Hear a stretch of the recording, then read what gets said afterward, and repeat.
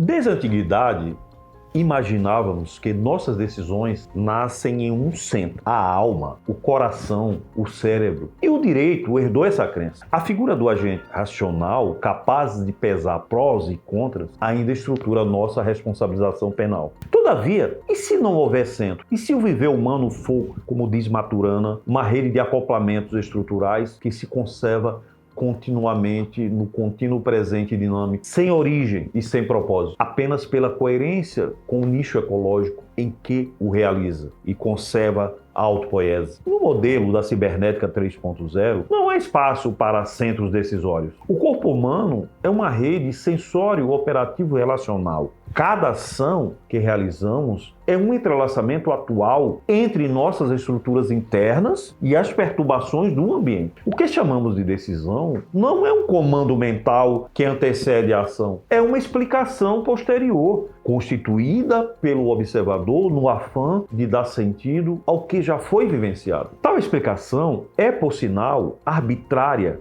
no sentido de que decorre de coerências operacionais distintas daquelas que configuram a experiência original, pois é gerada em um domínio fenomênico diferente daquele em que o viver ocorreu. Estritamente, o que chamamos de decisão é, na realidade, um resultado que, como tal, não opera nem pode operar como fator para iniciar o processo que lhe deu origem, porque ambos, processo e resultado, pertencem a domínios disjuntos, não redutíveis um ao outro. Você já se arrependeu de algo que depois considerou acertado? Ou já defendeu com convicção um gesto que mais tarde reconheceu como um erro? Pois é, isso revela algo profundo e muitas vezes ignorado. A chamada decisão não é causa de nada. É apenas um relato posterior, construído por um observador que tenta estabilizar com palavras aquilo que, na experiência, foi puro fluxo. E é sobre isso que falamos aqui. Mas antes, curte o vídeo, se inscreve no canal e ativa o sininho para receber as notificações, porque a conversa tá quente.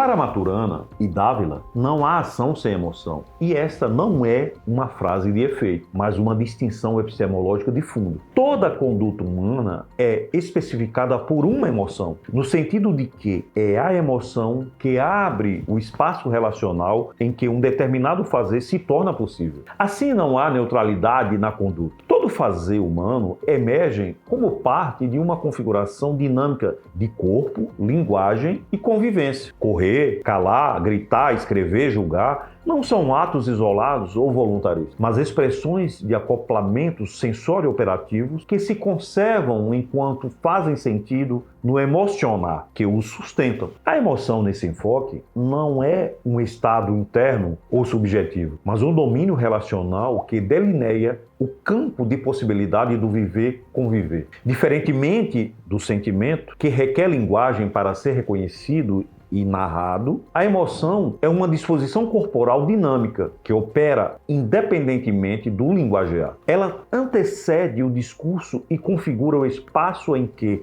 o discurso pode emergir. Mesmo os argumentos considerados racionais são tecidos a partir de emoções que os tornam possíveis. Ninguém argumenta fora do emocionar, que sustenta seu dizer. É na emoção, portanto, que se delineia a sintaxe da ação. O observador que distingue uma conduta como ação está, ainda que não diga, distinguindo também a emoção, que a torna visível. Um gesto só se torna compreensível porque há uma configuração relacional, sensorial, operacional e emocional, em que ele se conserva como possível. Por isso, a ação não é mental, não nasce de uma vontade interior, nem de uma decisão subjetiva. Ela é a atualização de uma coerência sensório-operativa que se conserva no agora, no entrelaçamento relacional do viver. Na linguagem da cibernética 3.0, a ação não é projeção de uma mente interna, mas conservação de um fluir. O que se faz e o que se conserva, não o que se imagina. A implicação para o direito é direta. Não se trata de identificar identificar vontades ocultas ou intenções internas. Trata-se de distinguir as configurações relacionais que tornam uma conduta possível e se rompem a convivência de agir para restaurar o padrão relacional. O juiz não busca a mente, reconhece a emoção que torna o ato visível como desvio ou cuidado. Esse é o ponto de inflexão epistemológica que substitui o modelo do tipo subjetivo por um modelo de responsabilização relacional. Um enfoque que não exige representação, mas distinção. Que não exige acesso privilegiado à mente, mas singela atenção ao corpo em ação e ao emocionar que o sustenta. Gregory Bateson nos alertou: a causalidade linear é um vício epistemológico. Ela tranquiliza porque organiza o mundo em antes e depois, causa e efeito, culpa e castigo. Mas o viver humano não funciona assim. A vida, como ele demonstrou, é feita de loops, de padrões que se conservam na recursividade, não de origens fixas e finais pré-determinados. Nos sistemas vivos e culturais, o que se conserva não é um ponto de partida, mas uma rede de coerência. Um sistema não retorna a uma origem, ele avança, mesmo quando parece retroceder. Ele se transforma ao conservar o que faz sentido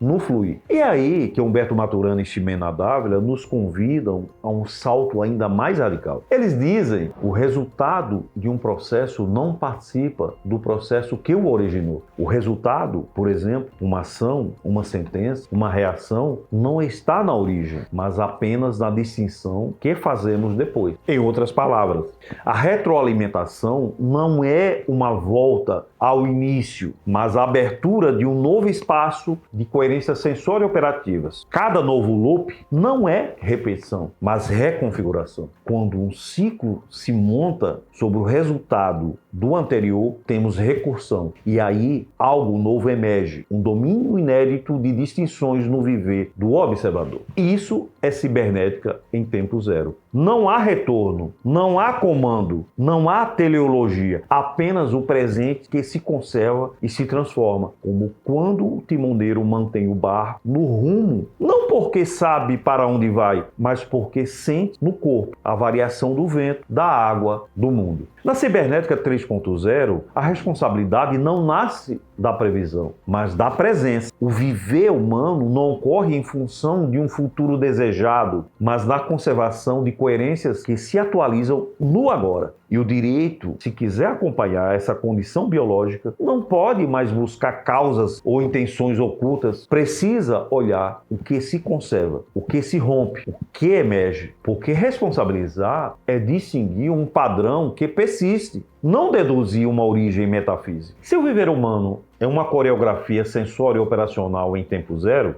um entrelaçamento contínuo de distinções que se atualizam no agora, o direito não pode mais buscar causas mentais nem julgar finalidades futuras, porque não há origem intencional a decifrar nem propósito oculto a desvelar.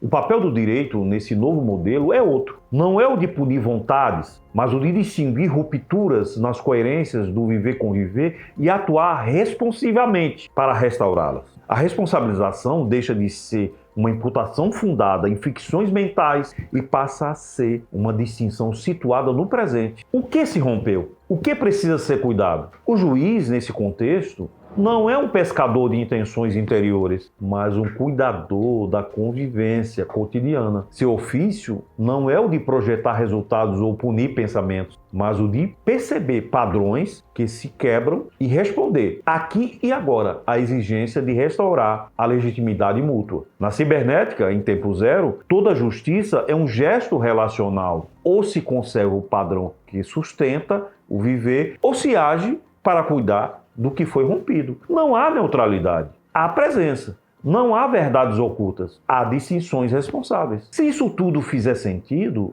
então talvez o dolo não seja mais o que imaginávamos. E a imprudência também não. No próximo episódio, vamos juntos mergulhar na configuração interobjetiva do dolo. Porque responsabilizar não é interpretar mentes, é distinguir padrões que afetam o viver-conviver cotidiano. E isso muda tudo.